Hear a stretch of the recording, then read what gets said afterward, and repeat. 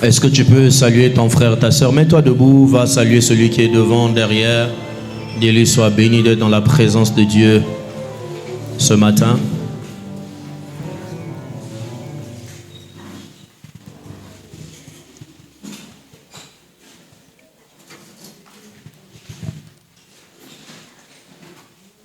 Alléluia. Amen. Bonjour à tous. Soyez bénis ce matin d'être là en ce deuxième dimanche du mois de novembre. Quelle grâce. Nous allons ouvrir nos Bibles dans le livre de Exode. Exode chapitre 1. Si tu n'as pas de Bible, mets-toi à côté de quelqu'un qui a une Bible. Exode chapitre 1. Nous allons lire du verset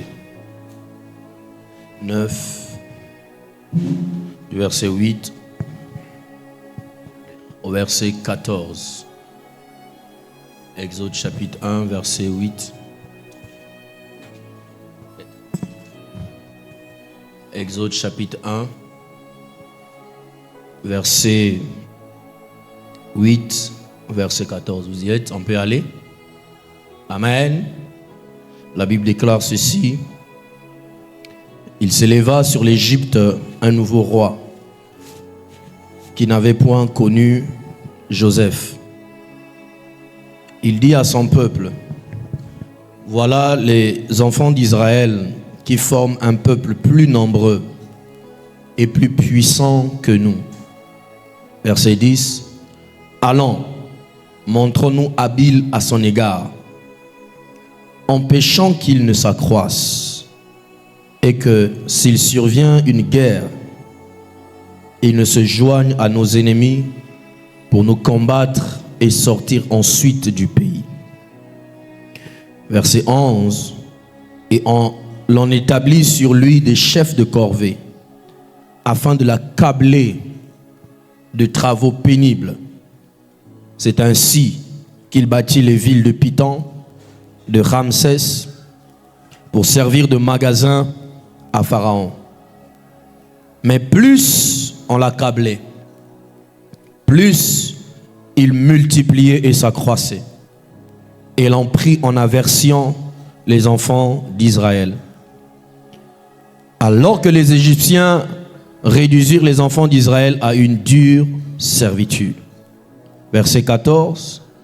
Ils leur rendirent la vie amère par de rudes travaux en argile, en briques et par tous les ouvrages des champs. Et c'était avec cruauté qu'il leur imposait toutes ces charges. Amen. Amen.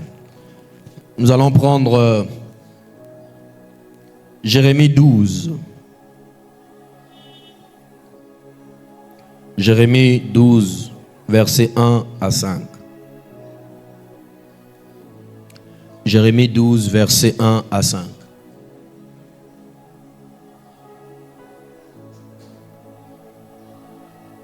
Vous y êtes? On peut aller?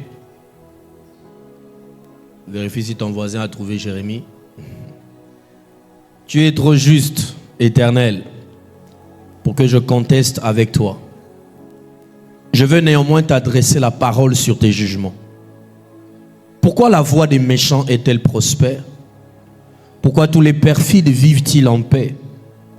Tu les as plantés, ils ont pris racine, ils croissent, ils portent du fruit.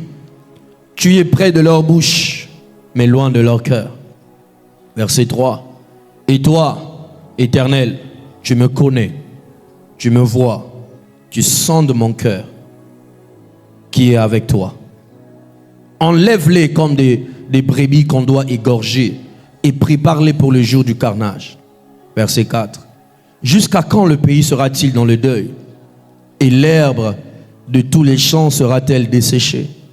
À cause de la méchanceté des habitants, les bêtes et les oiseaux périssent, car ils disent, ils ne verront point notre fin.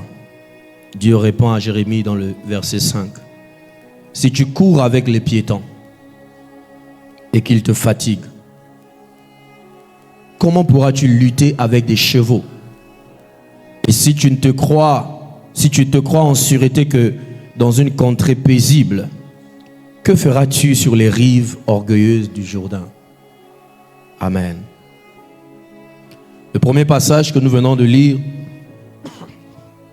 nous parle du peuple d'Israël. Lorsque Joseph a été envoyé en Égypte par Dieu afin de sauver le peuple d'Israël qui était la maison de Jacob, Dieu a fait connaître le nom de Joseph à toute la nation. Tout le monde connaissait Joseph parce qu'il a sauvé le peuple d'Égypte et d'Israël de 7 ans de crise.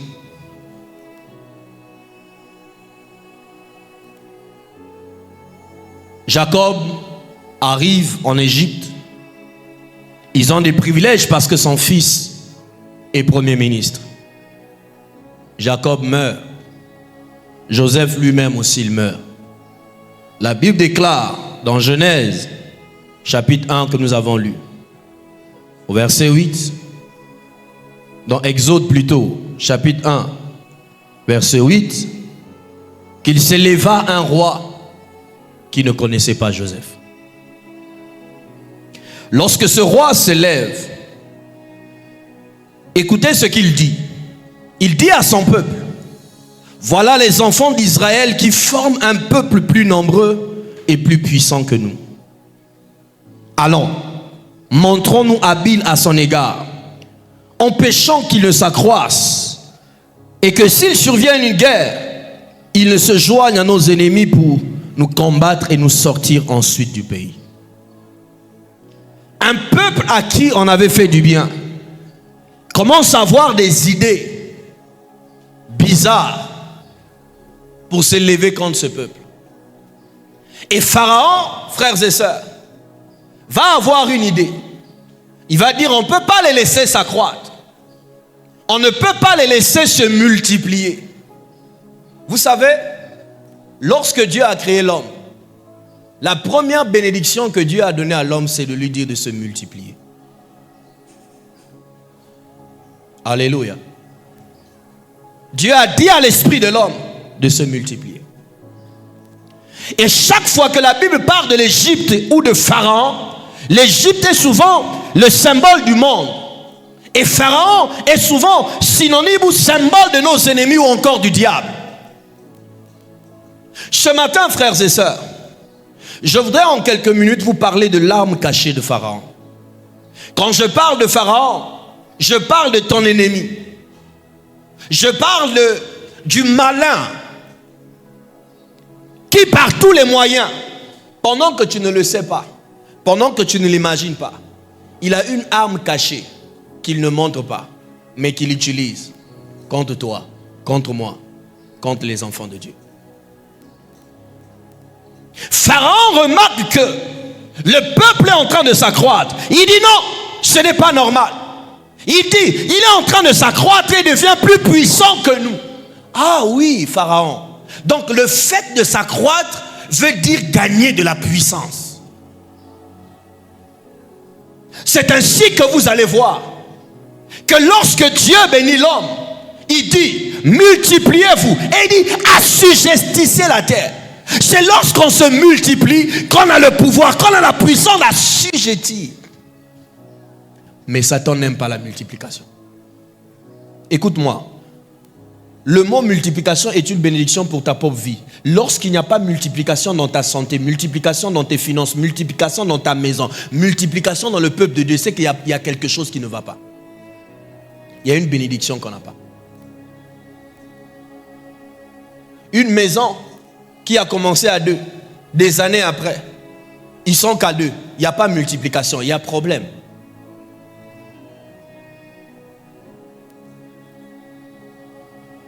Une vie qui a commencé, tu as commencé seul. Et tu es en train de vieillir, tu n'es que seul. Il y a un problème. Une église qui ne se multiplie pas, il y a un problème à résoudre.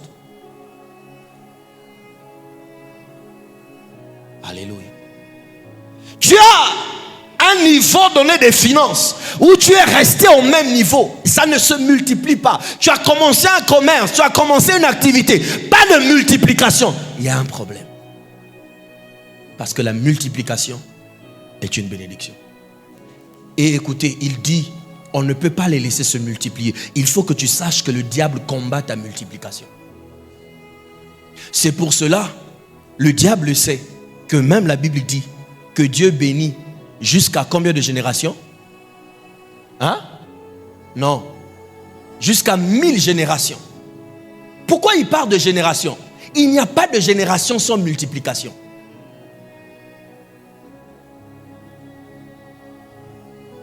Alléluia. Et quand le diable veut s'attaquer à toi pour empêcher certaines choses de s'accomplir dans ta vie, il suffit qu'il s'attaque à la sémence qui va se multiplier en dedans de toi. Tu es chrétien, 1 an, 2 ans, 10 ans, tu ne t'es jamais reproduit, tu n'as jamais gagné quelqu'un, tu n'as jamais été utilisé par Dieu pour emmener quelqu'un à devenir chrétien comme toi. Il y a problème. Il y a problème. Alléluia. Voilà pourquoi vous allez voir, lorsque le réveil est arrivé à Jérusalem, les gens comptaient. L'Esprit de Dieu permettait qu'on compte. 3000 personnes ont été sauvées.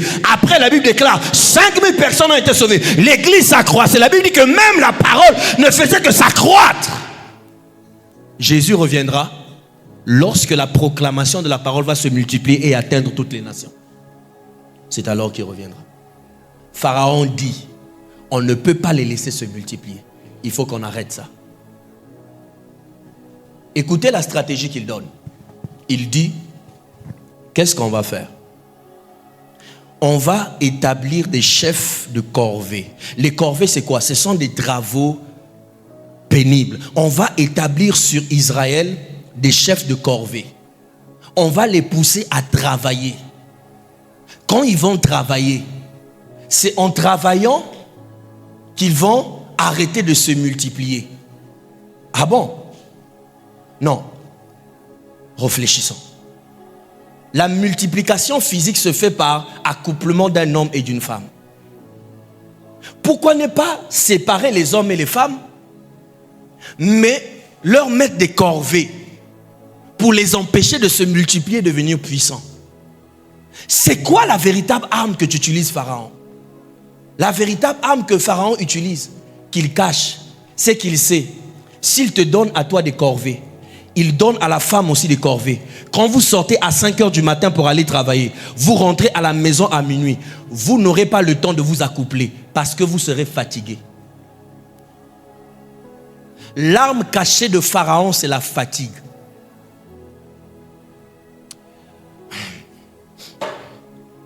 Je peux parler à quelqu'un? Tu ne le sais pas.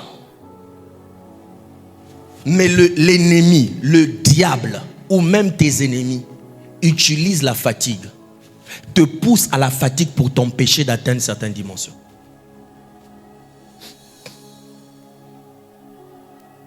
Dieu nous a créés de manière à ce que nous soyons limités. C'est-à-dire, là où chacun de nous est, il a des limites, il y a des choses. Donc quand tu atteins la limite, ton corps devient fatigué. L'ennemi le sait. Et qu'est-ce qu'il fait? Il utilise cette fatigue pour t'empêcher de devenir puissant.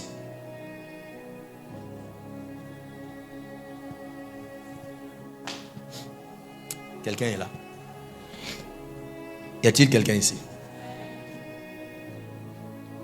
Tu vois, lorsque parfois... Non, je voudrais vous dire ceci. La fatigue dont je parle, ce n'est pas cette fatigue où tu te dis... Ce n'est pas cette fatigue qui te pousse à te révolter et à commencer à bouger les choses. Non. Je parle de la fatigue de l'épuisement. Et cette fatigue, elle peut être physique, émotionnelle et même spirituelle. Tu sens l'épuisement. Et le diable le sait.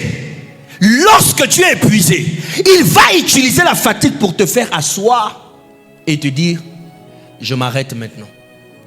Le soir, quand ils rentraient chez eux à la maison la nuit, il se dit, quand ils vont rentrer à la maison, ils n'auront même pas le temps de toucher leur femme. Parce que tu rentres à minuit, à 5 heures du matin, tu dois encore partir. Ils n'auront pas ce temps. Mais gloire soit rendue à Dieu que pour Israël, la Bible déclare, malgré qu'on leur a câblé, ils se multipliaient toujours. C'est pour dire quoi? Écoute-moi bien aimé.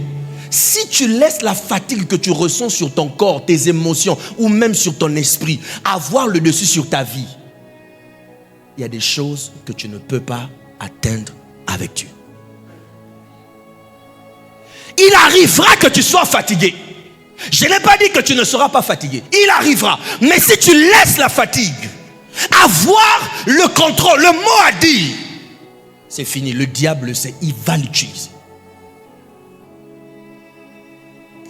Si le peuple d'Israël, Pharaon l'a utilisé pour l'empêcher d'être puissant, toi, peut-être que Dieu, le diable l'utilise pour quelque chose qui veut t'empêcher à atteindre ou accomplir ou avoir.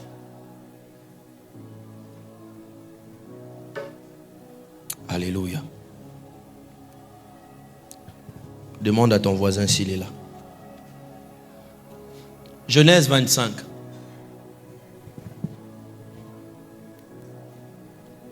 Genèse 25.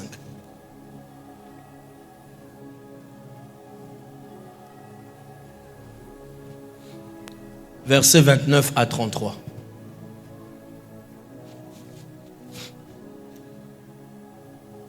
Écoutez ce que la Bible dit.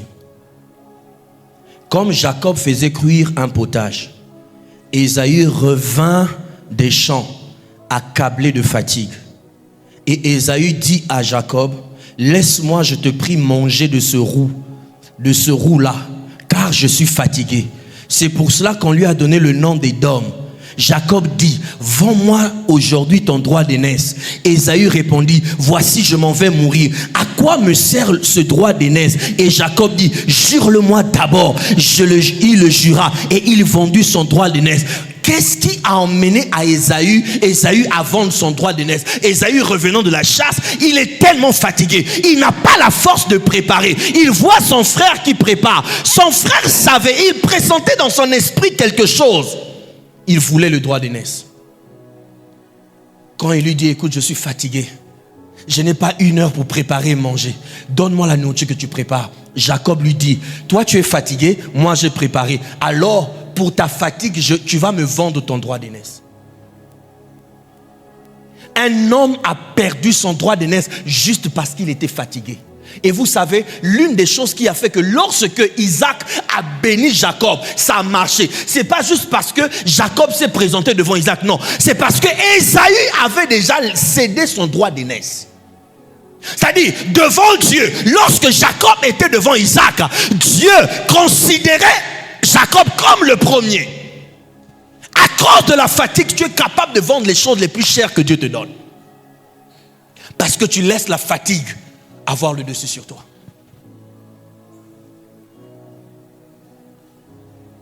Tu es fatigué de quoi?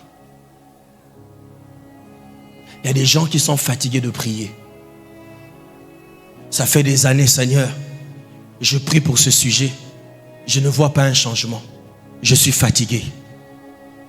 Alors qu'il est juste à la porte.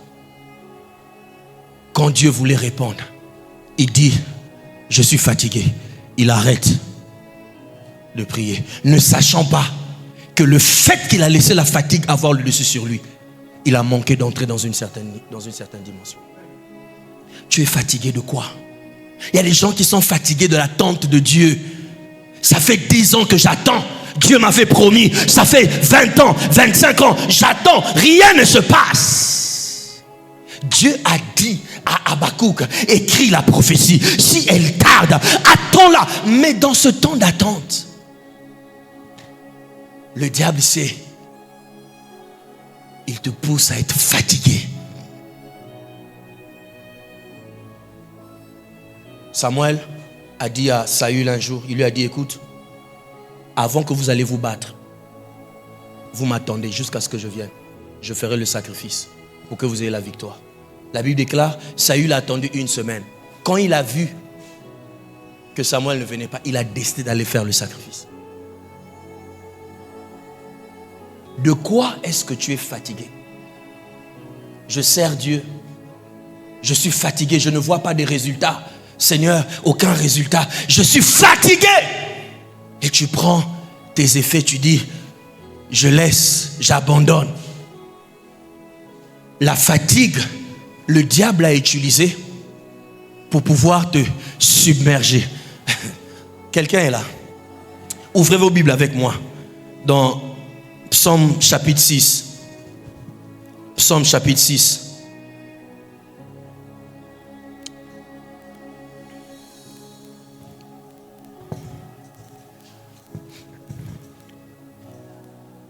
À partir du verset 7, verset 6.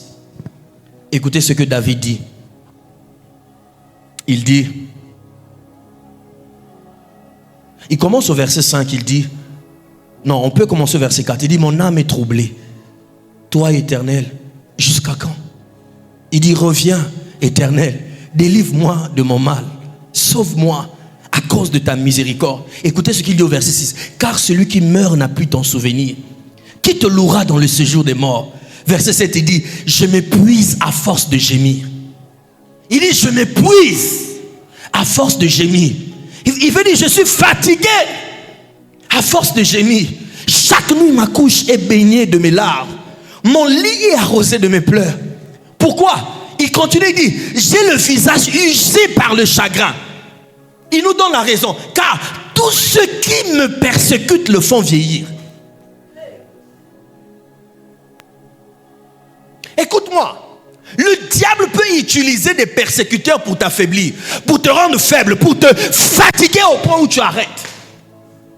Il dit, si j'ai le visage vieilli, si je me sens, je suis épuisé, parce que ceux qui me persécutent, ils sont là tous les jours. Parfois le malin élève certaines batailles, plusieurs à la fois qui viennent contre toi. Tu vois ici tu as un problème, là tu as un problème, là il y a un problème. Tu n'avais pas encore fini, là un autre vient. Le but c'est de te fatiguer. Quand tu es fatigué, tu baisses les bras. Et c'est là qu'il trouve une proie. De quoi es-tu fatigué? Il y a quelqu'un ici. De quoi es-tu fatigué? Lisez avec moi encore Exode chapitre 17. Exode chapitre 17.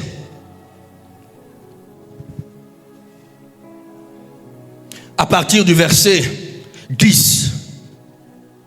La Bible déclare, Josué fit ce que lui avait dit Moïse pour combattre Amalek. Moïse, Aaron et Hur montèrent au sommet de la montagne. Écoutez ce que la Bible dit. Lorsque Moïse élevait sa main, Israël était plus fort. Lorsqu'il a baissé sa main, Amalek était plus fort. Les mains de Moïse étant fatiguées, ils prirent une pierre qu'ils placèrent sous lui et il s'assit dessus. Aaron et Hur soutenaient ses mains, l'un d'un côté, l'autre de l'autre, et ses mains restèrent fermes jusqu'au coucher du soleil. Et Josué vainquit Amalek et son peuple au tranchant de l'épée. Viens Godwill, viens Chris, viens avec ta chaise. Regardez ce qui se passe ici. Écoutez frère, pendant que le peuple d'Israël est en train de traverser le désert, un peuple appelé Amalek, ils viennent combattre, laisse d'abord ta chaise ici, ils viennent combattre Israël. Moïse dit à Josué, toi tu vas te battre dans le champ, moi je serai en prière pour toi sur la montagne. Moïse a l'idée, il dit, je n'irai pas seul. Souvenez-vous, lorsque Moïse va monter sur la montagne, dans le chapitre 19 ou 20, il ira seul, même Josué restera sous la montagne. Mais là il trouve l'idée, il dit, venez avec moi vous deux. Pourquoi? Ils arrivent, Moïse lève les mains, il se met à prier. La Bible déclare, lorsque les mains de Moïse étaient élevées, Josué était plus fort. Mais quand la fatigue prenait et que les mains s'abaissaient, Amalek était plus fort. Ils ont dit non, on ne peut pas rester comme ça. Il faut qu'on trouve une solution. Ils ont pris une pierre, ils ont mis sous Moïse. Moïse n'avait plus la force, frères et sœurs. Les mains étaient fatiguées. Mais il a dit à eux, chacun tient ici, vas-y tiens. L'autre tient là. Il avait les mains levées. Les mains étaient fatiguées. Mais le fait que le combat n'était pas encore fini, Moïse s'est dit, je ne peux pas laisser la fatigue de mes mains arrêter ma prière. Je dois continuer à prier. S'il faut trouver une stratégie jusqu'à ce que l'ennemi soit terrassé. Tant que l'ennemi n'est pas terrassé, même si mes mains sont fatiguées, je dois chercher comment continuer à garder les mains levées. Ce n'est pas parce que tu es fatigué que tu ne peux pas continuer. Le malin trouve force dans ce que les limites de ta vie sont déterminées par ta fatigue physique, émotionnelle ou spirituelle. Quand tu te sens fatigué, tu penses que Dieu me dit maintenant d'arrêter. Non, c'est toi qui te dis d'arrêter. Parce que Dieu sait que tu es fatigué. Mais malgré ça, il te dit de continuer. Alléluia. De quoi es-tu fatigué? Quelle est la chose qui t'a tellement fatigué, qui t'a bloqué? Et tu as dit, je suis fatigué. Je m'arrête là. Quelle est cette chose? Ouvrez vos Bibles avec moi. Dans Josué, Juge chapitre 8, le verset 4. Ici, on parle de Gédéon. Gédéon qui poursuit Amalek avec 300 hommes. Il est en train de les poursuivre. Amalek aussi est un peuple nombreux. Ils se mettent à fuir. Ils sont en train de fuir. Ils sont en train de fuir. Josué dit, je ne lâcherai pas. Je continuerai à les suivre jusqu'à ce que tous soient terrassés. Le verset 4 dit quoi? Vous êtes dans Juge chapitre 8, verset 4. Lisez, regardez la dernière phrase. La dernière phrase, la Bible déclare que Josué et tous ses hommes, ils étaient fatigués, mais ils continuaient à poursuivre. Fatigués, mais poursuivant toujours.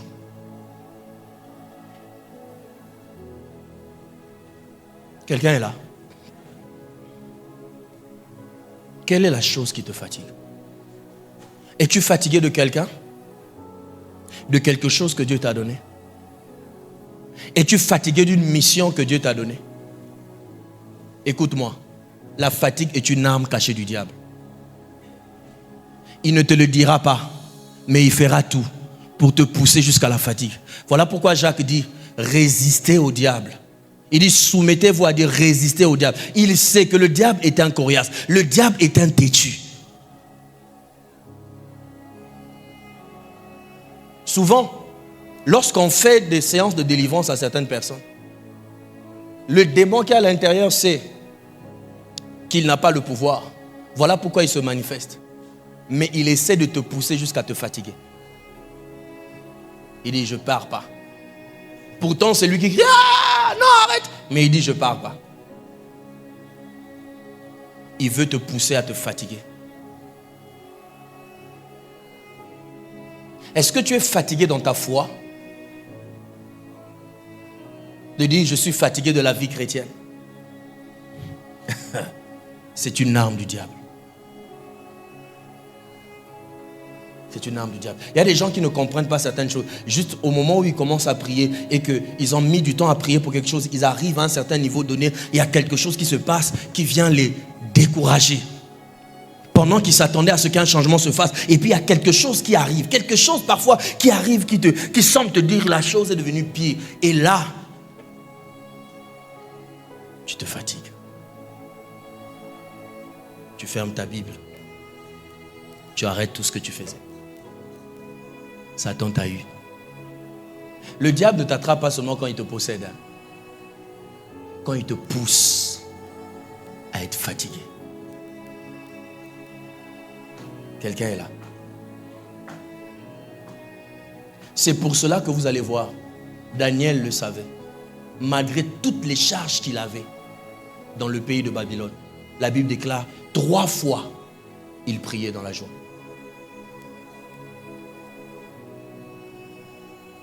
Tu vois, quand tu es tellement pris par l'école, tellement pris par le travail, tellement pris même par l'occupation du foyer, au point où le spirituel n'est plus.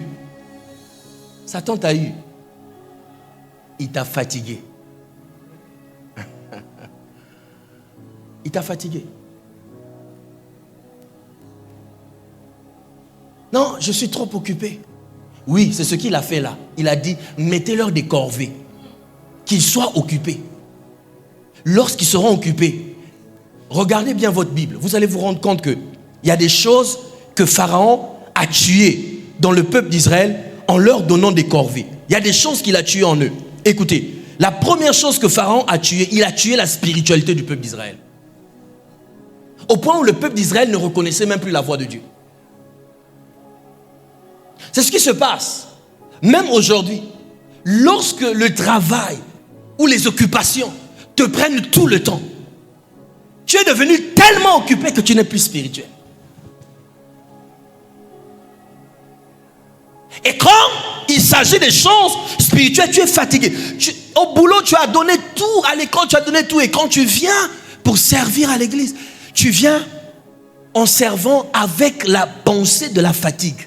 On te sent traîner des pas. On sent que tu es en train de servir avec la fatigue. C'est-à-dire, on sent que ta journée a été rude. Parfois, tu viens même, tu t'assois, tu dis, allez servir, je suis fatigué. C'est tes larmes cachées du diable. Ça va commencer comme ça une fois, une semaine, un mois, un an.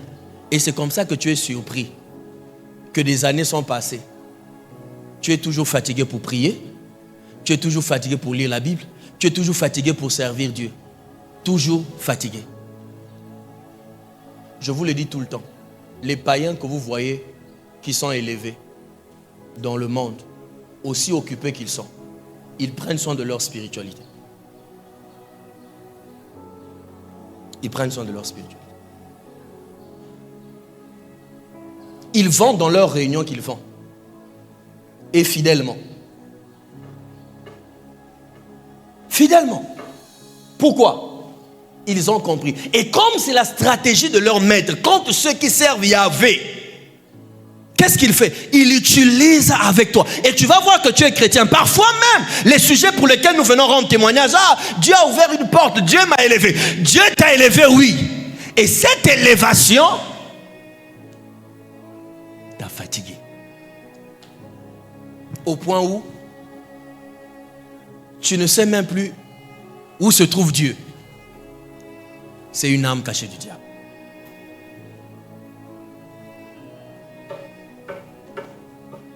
Tu es là. Frères et sœurs, vous savez que Jésus était charpentier. Jésus, il était charpentier. Jésus était charpentier. Mais tout en étant charpentier. Il était connu, charpentier connu, pas un charpentier. Aujourd'hui, si je te pose la question, par exemple, quel est le plus grand charpentier de Pointe-Noire? Je ne pense pas qu'il y ait un charpentier reconnu à Pointe-Noire. Mais quand on dit Jésus de Nazareth n'est pas un nom spirituel. Jésus de Nazareth veut dire, on le reconnaissait comme celui qui était de Nazareth. Et Jésus à Nazareth était le charpentier. Il était reconnu comme le charpentier de Nazareth. Très occupé, mais il n'a pas laissé la fatigue de son travail l'empêcher à devenir le sauveur de l'humanité.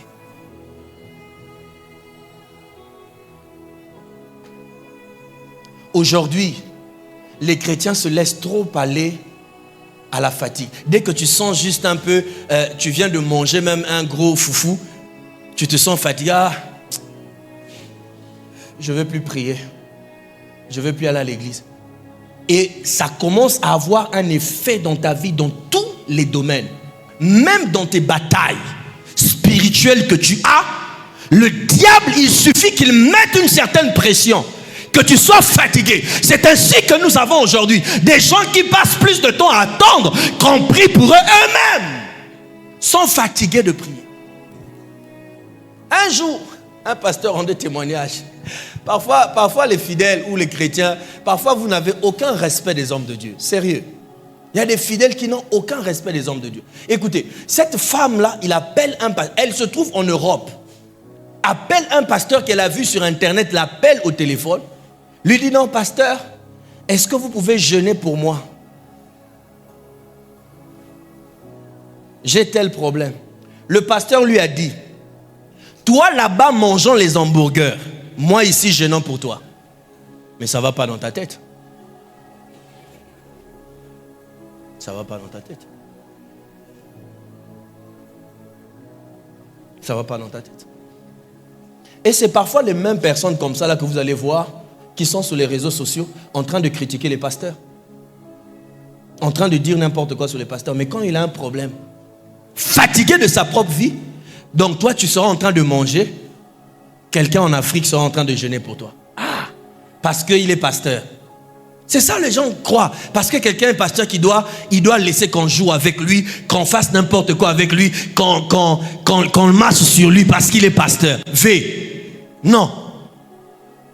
Quelqu'un a dit non, mais Jésus a dit à Pierre, Pierre a dit oui, je t'aime Seigneur. Jésus a dit, paie mes brebis. Mais est-ce que vous savez que tout le monde dans l'église n'est pas brebis du Seigneur? Jésus n'a pas dit à Pierre de paître les brebis. Il a dit, paie mes brebis. Et Jésus lui-même dans Jean 10 dit, mes brebis connaissent ma voix. Mes brebis me suivent. Maintenant, toi, tu ne connais pas la voix de Jésus au travers de moi. Tu ne me suis pas. Comment tu veux que je te reconnaisse comme brebis du Seigneur, que je te pèse et que je sois en train de souffrir pour toi? Comment? Et c'est ainsi que nous aussi, les serviteurs de Dieu, parfois, quand nous tombons dans ce piège de vouloir plaire les gens, tu es là, on est en train de te malmener comme on veut. Ah, surtout quand on sait qu'un pasteur n'a pas un peu. Il est foutu. Il y a des gens même qui le punissent. Maintenant, ce mois-ci, je ne veux pas donner la dîme. Je veux voir où est-ce qu'il va payer l'école de ses enfants. Ah! Que non, le pasteur là, si moi je ne donne pas, sa femme ne peut pas préparer. Je veux le punir un peu. Waouh! Et quelqu'un comme ça, vous pensez c'est de lui que Jésus disait, si tu m'aimes, paie mes brebis. Ah, ça fait rire, mais je vous assure, ce travail, si Dieu ne t'a pas appelé, petit, ne viens pas dedans ici. Si Dieu ne t'a pas appelé, si tu n'as pas entendu, tu sais, mon père spirituel, on est venu lui dire, le pasteur de l'église lui a dit, pasteur, je n'ai jamais oublié ce jour, on était allé en camping, on est resté qu'à 3. Le pasteur vient dire à mon père, pasteur, je crois que Dieu l'a appelé. Mon père spirituel, il a dit devant moi, si Dieu ne me parle pas à moi et ne lui parle pas à lui, je ne croirai pas. Mon père spirituel, le pasteur Gary que vous avez vu. Si Dieu ne t'a pas appelé, ne viens pas ici là.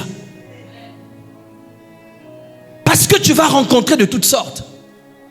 De toute qualité. Et tu vas rencontrer. Donc, tu es chez toi là-bas en Europe. Donc, quand toi tu sors, comme là-bas, vous savez, en Europe, ils disent, quoi? Ils ont un terme là, une expression, boulot, métro, dodo. C'est ça leur expression. Hein? Donc tu vas au boulot, tu rentres, tu passes ton temps dans les métros et puis tu vas dormir. Le lendemain encore, boulot, métro, dodo. Ils sont très occupés. Donc parce qu'il est occupé, toi maintenant le pasteur qu'il a vu sur TikTok, sur YouTube, il fait de toi son intercesseur spécial.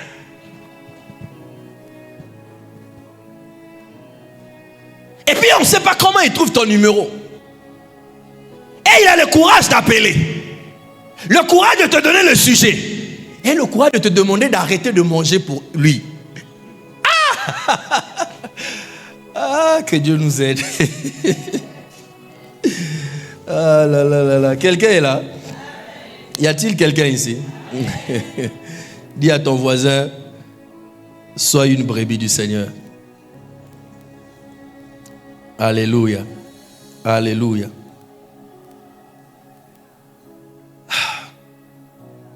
Bien-aimé, Pharaon dit il faut que nous puissions les mettre des corvées.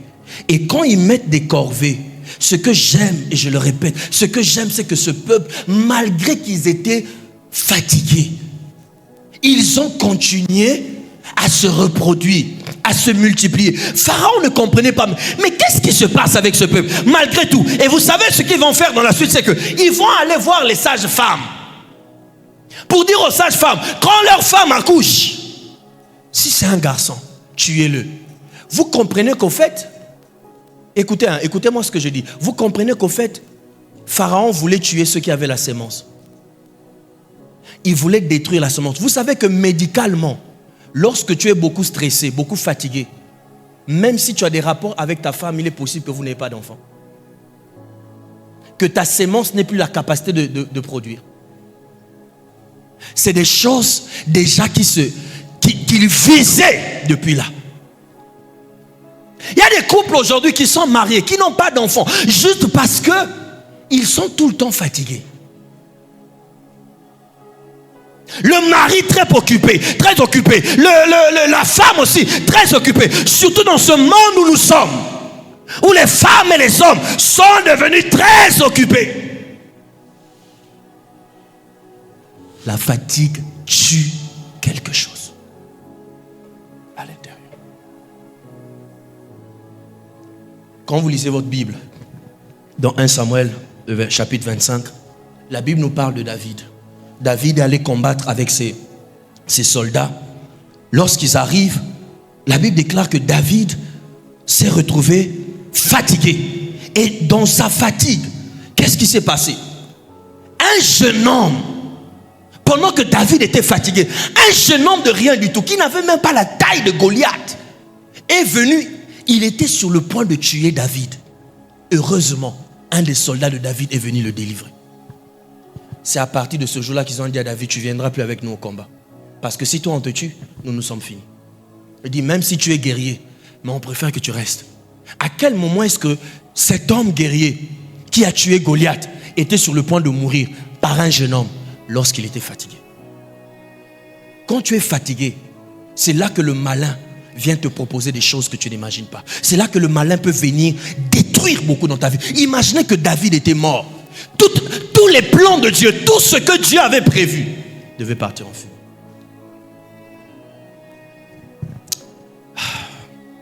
Quelqu'un est là. Et Dieu arrive avec un jeune homme. Ce jeune homme, il appelle très tôt. Il lui dit, Seigneur, moi je suis qu'un enfant. Le travail que tu me donnes, je ne peux pas le supporter. Il dit, Jérémie, avant que tu ne sois appelé, avant que tu ne sois dans le ventre de ta mère, je t'avais consacré prophète. Jérémie accepte. Il dit à Jérémie, ne dis pas que tu es un enfant. Fais ce que je te dis. Ils te feront la guerre, mais ils ne te vaincront pas. Jérémie se met à prophétiser. Mais quand Jérémie prophétise, écoutez, Jérémie est l'un des grands prophètes dans la Bible. Mais personne ne croit ce que Jérémie dit. Un jour, il vient leur dire, dans quelque temps, le roi de Babylone viendra vous prendre, vous tous vous irez en esclavage. Personne ne le croit. Au chapitre 9, Jérémie dit, je décide, je ne parlerai plus à ce peuple de la part de Dieu. Mais il dit, quand je dis que je ne parlerai plus, il y a un feu à l'intérieur de moi qui me consume. Jérémie reprend encore. Mais à un moment donné, il se rend compte que ce peuple, malgré qu'on les parle, il n'écoute pas. On prend Jérémie, on le fout en prison. Jérémie commence à dire à Dieu, Seigneur, je suis fatigué. Ce peuple, il est méchant. Toi, tu connais. Mais tu continues à les laisser se multiplier. Tu es dans sa bouche, mais loin de son cœur. Comment, Seigneur? C'est là que Dieu lui dit dans le chapitre 12, verset 5. Si tu cours avec les hommes et que tu te fatigues, comment vas-tu courir avec les chevaux?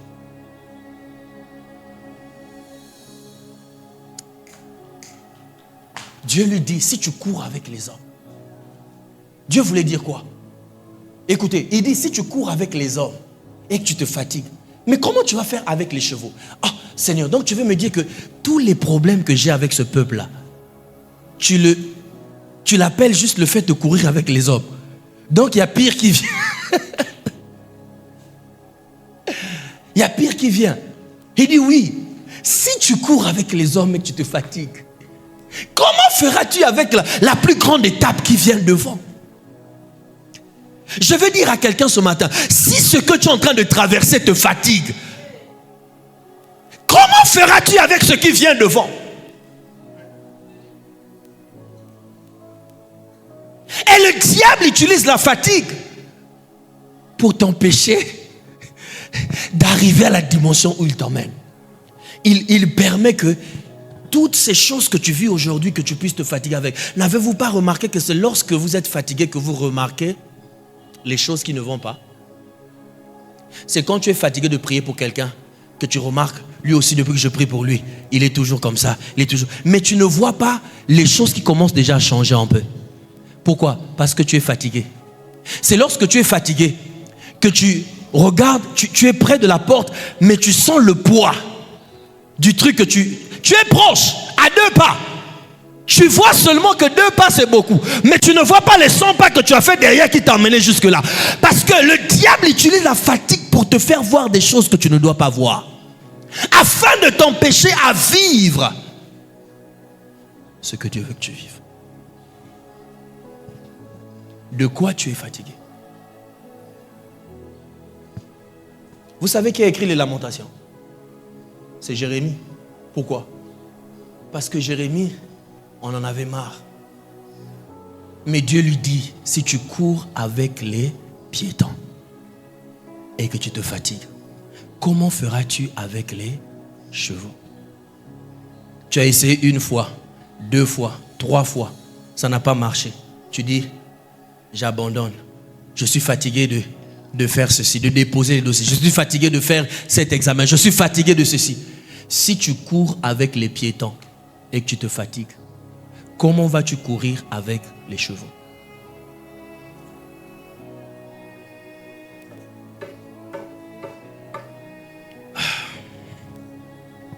Quelqu'un est là. Jésus, dans Matthieu, lisons-le.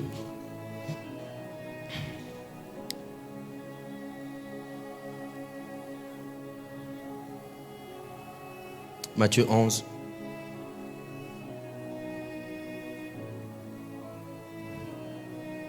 Verset 28.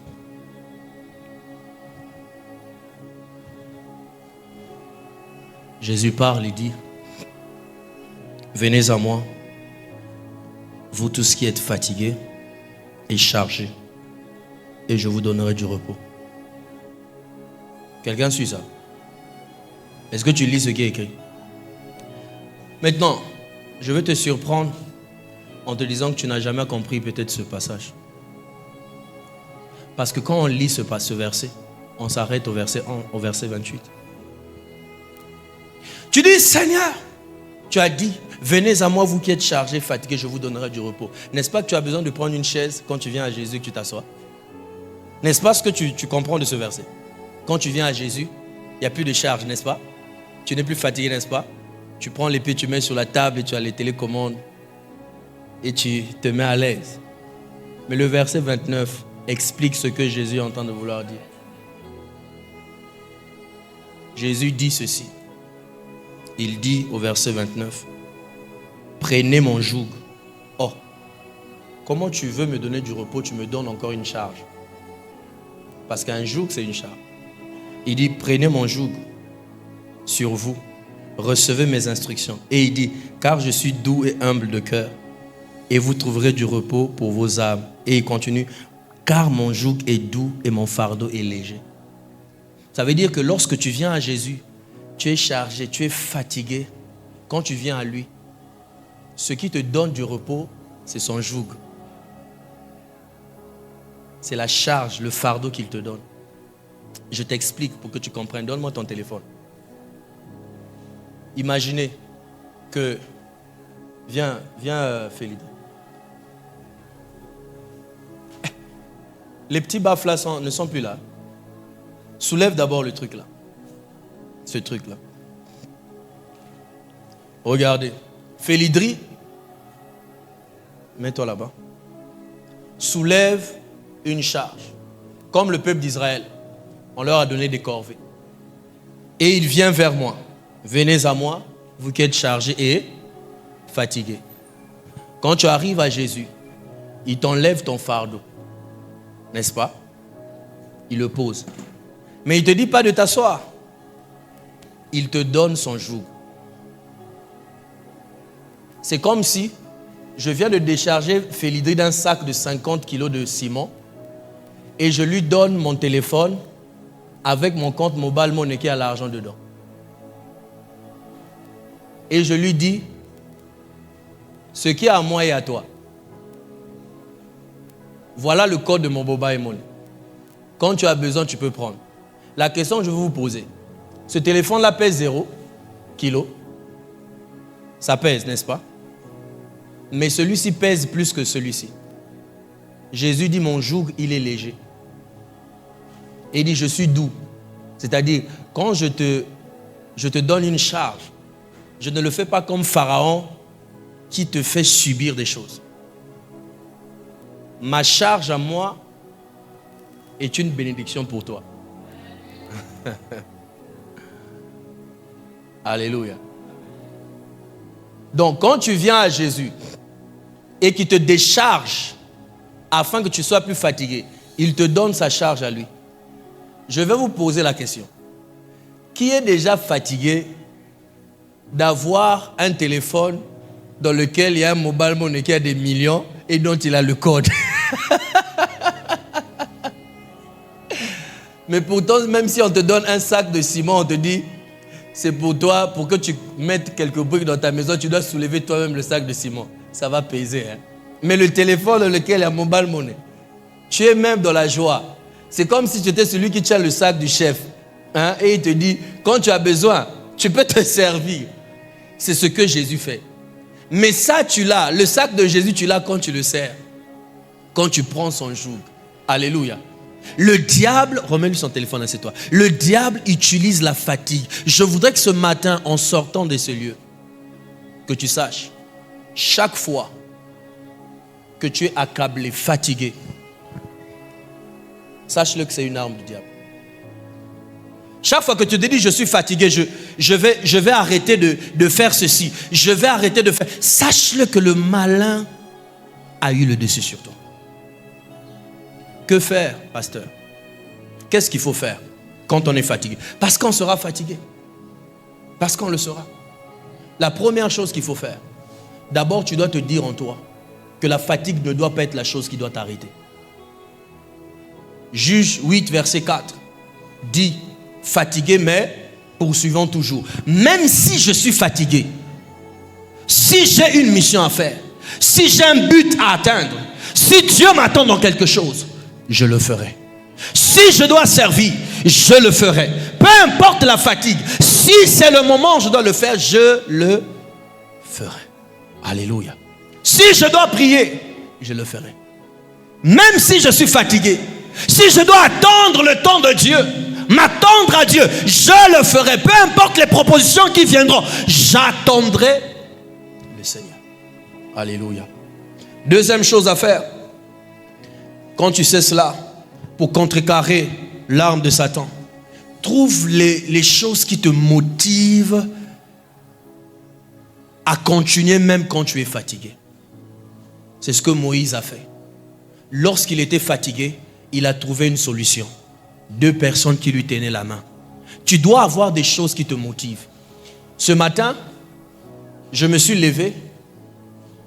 On va dire ça comment? Je peux me lever le matin, un dimanche matin, même si je suis fatigué. Je ne peux pas rester sur mon lit. Alléluia. Je ne peux pas rester sur mon lit. Parce qu'il y a quelque chose qui me motive. Le mauvais, c'est lorsque nous sommes motivés plus par des choses qui sont éphémères que par ce qui est spirituel. Parce que ce qui est éphémère peut tomber.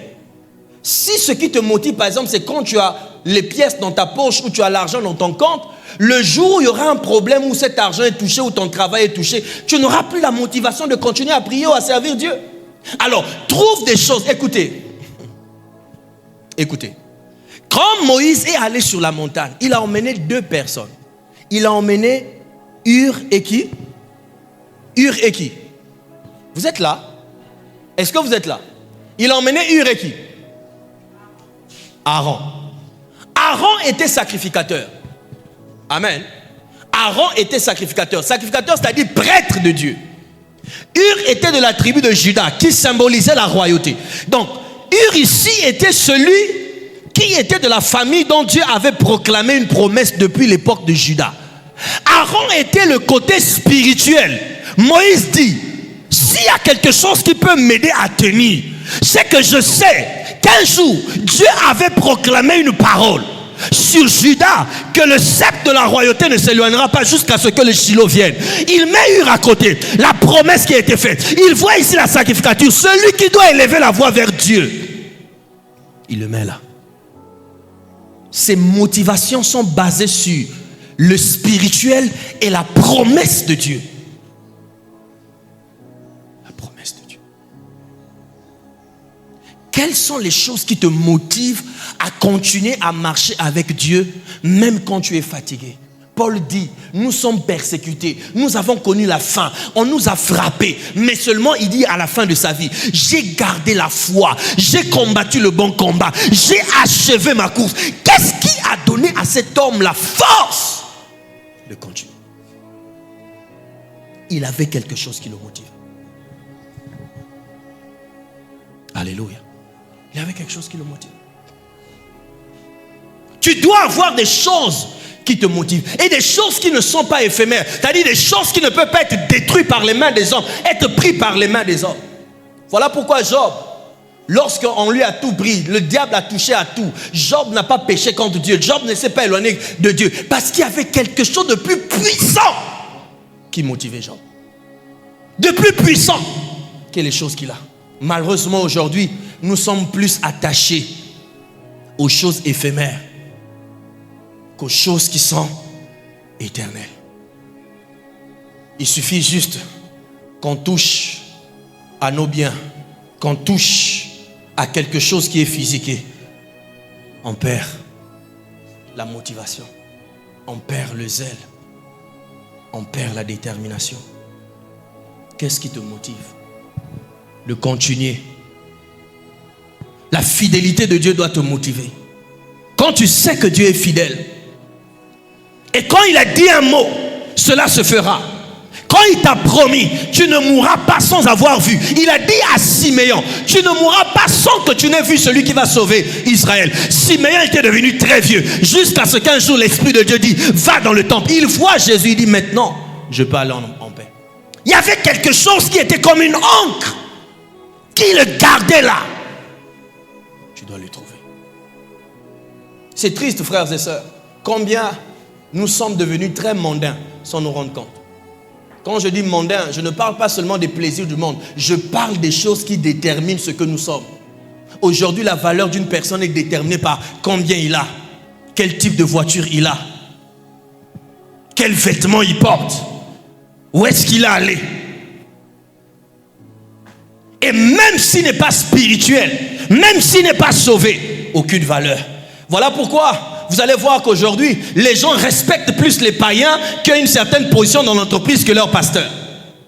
Parce que les chrétiens ne comprennent pas qu'est-ce qu'on appelle un pasteur.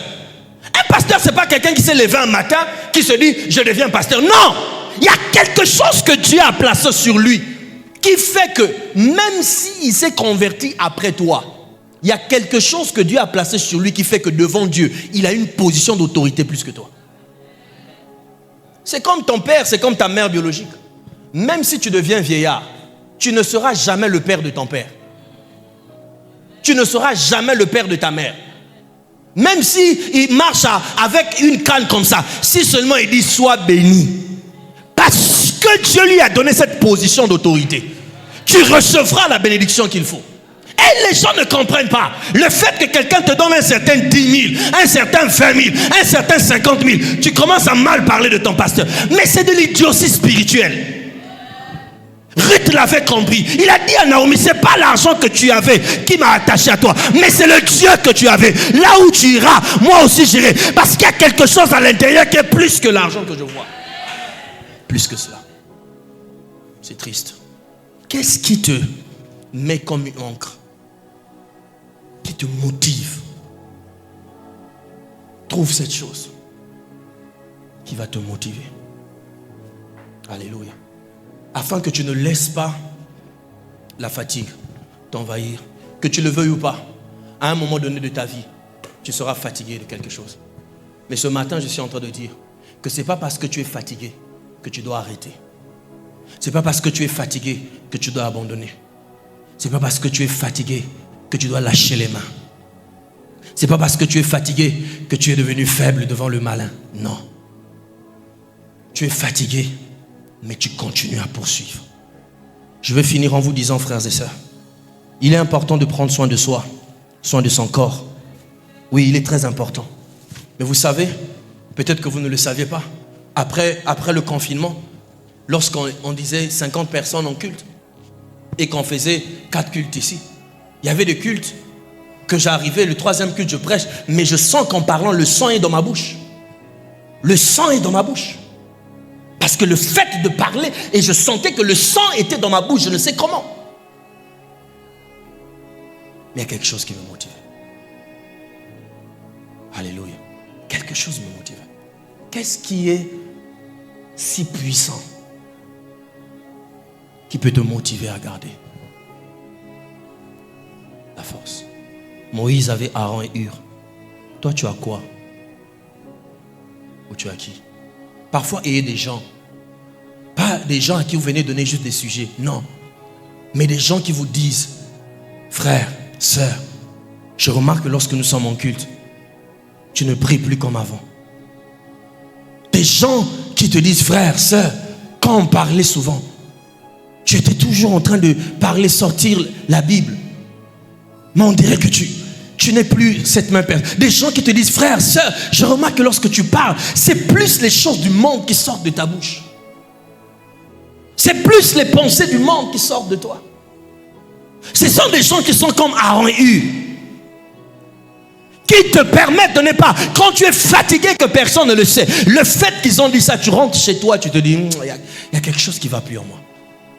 Qui te pousse encore à aller ouvrir ta Bible, qui te pousse encore à aller t'agenouiller devant Dieu, à aller t'allonger devant Dieu.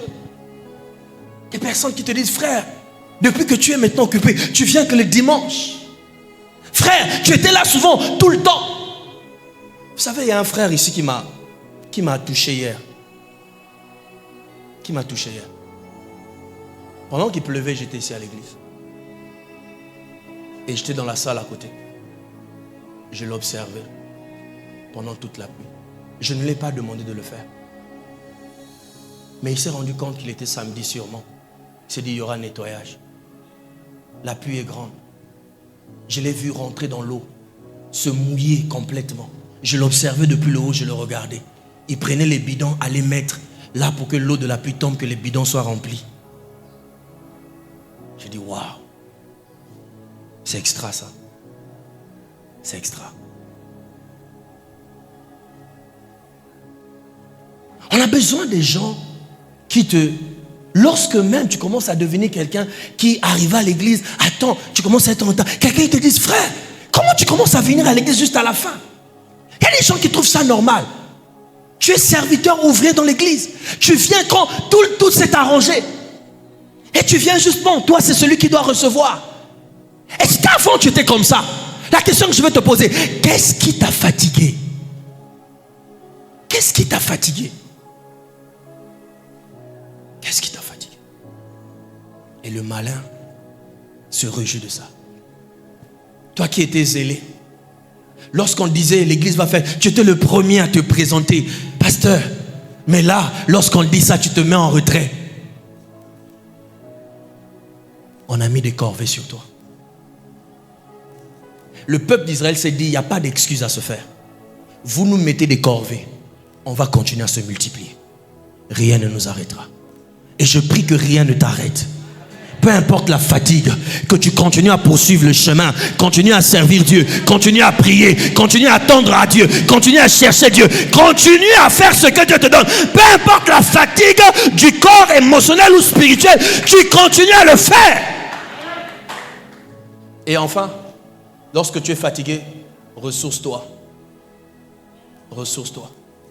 La Bible déclare dans Ésaïe que nous avons un Dieu qui renouvelle les forces de ceux qui sont fatigués. Il renouvelle les forces. Chaque matin, quand tu te lèves, Dieu peut renouveler tes forces. Alléluia.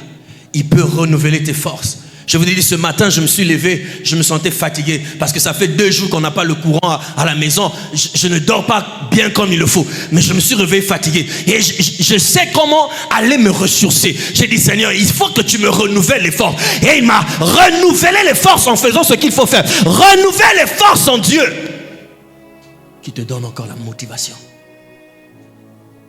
Qui te donne encore la motivation. Alléluia. Et je vais te dire une chose. L'une des choses qui te permet de renouveler les forces, c'est d'aller à la source. Si toi-même tu n'arrives pas à aller à la source chez toi à la maison, quand tu viens à l'église, il y a des gens comme ça. Tu n'arrives pas toi-même à savoir comment faire. Viens à l'église.